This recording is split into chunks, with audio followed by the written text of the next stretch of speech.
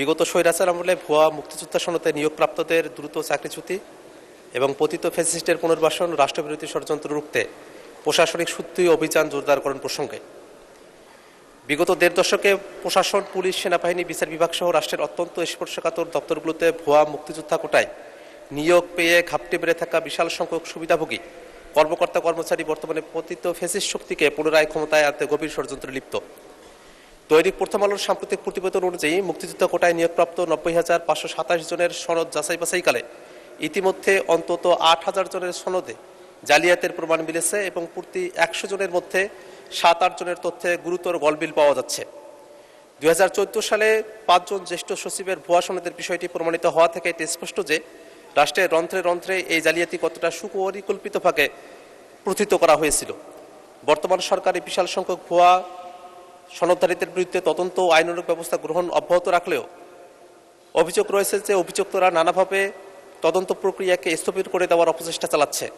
বিগত স্বৈরাচারী আমলে জালিয়াতের মাধ্যমে নিয়োগ পাওয়া এই চক্রকে অবিলম্বে চাকরিচ্যুতি করে আইনের আওতায় আনা না হলে এরা রাষ্ট্রের গোপনীয় তথ্য পাচার করে বা সিভিল, মিলিটারি বা জুডিশিয়ারি কুয়ের উস্কানি দিয়ে পতিত ফ্যাসিস্ট শক্তিকে পুনর্বাসনের মাধ্যমে বড় ধরনের জাতীয় সংকট তৈরি করতে পারে।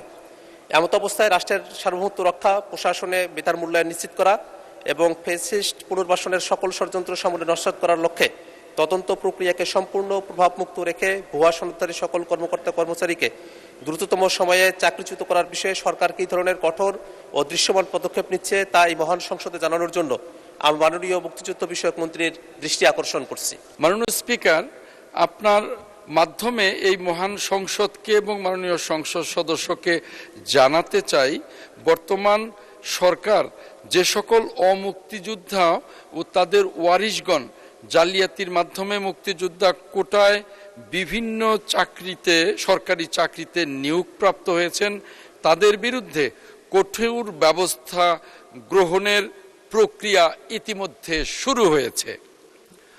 শুধু কোটার মাধ্যমে নিয়োগপ্রাপ্ত নয়, যে সকল অমুক্তিযোদ্ধা ও তাদের সুবিধাভোগীরা রাষ্ট্রের সুবিধা গ্রহণ করেছে তাদের বিষয়েও সরকার কঠোর ব্যবস্থা গ্রহণে প্রক্রিয়া শুরু করেছে। মাননীয় স্পিকার, সময়ের স্বল্পতার কারণে বাকি অংশটুকু পঠিত বলিয়া গণ্য করা হোক, আপনার কাছে এই অনুরোধ করছি। ধন্যবাদ মাননীয় স্পিকার।